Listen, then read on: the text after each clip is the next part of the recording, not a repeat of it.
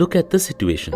Here we see a girl using different ways of going to school. If she walks at a speed of 3 kilometers per hour, she reaches school in 30 minutes. Now, if she goes to school by running at a speed of 6 kilometers per hour, she reaches her school in 15 minutes. If she goes to school by cycling at a speed of 9 kilometers per hour, she reaches her school in 10 minutes. If she goes by car at a speed of 45 kilometers per hour, she reaches her school in 2 minutes. In the situation when she walks at 3 kilometers per hour, she reaches her school in 30 minutes. If she runs at 6 kilometers per hour, she reaches her school in 15 minutes. If she uses her cycle and goes at a speed of 9 kilometers per hour, she reaches her school in 10 minutes.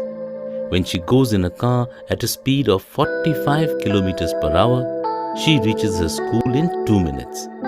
So we see that when she increased her speed 2 times the normal speed, the time taken decreases by half time.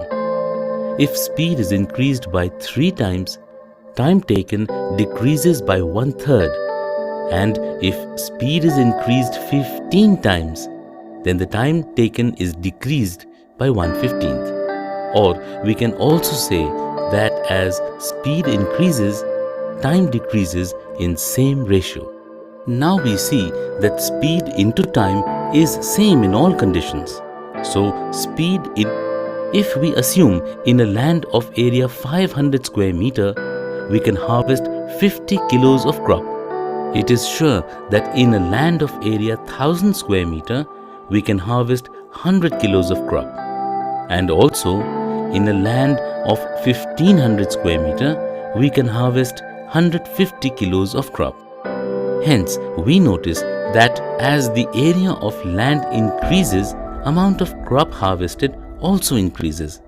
So, area of cultivated land and crop harvested are in direct proportion. In this lesson, you have learnt two quantities x and y are said to be in inverse proportion if an increase in x causes a proportional decrease in y in such a manner that the product of their corresponding values remain constant. If xy equal to k, then x and y are said to vary inversely.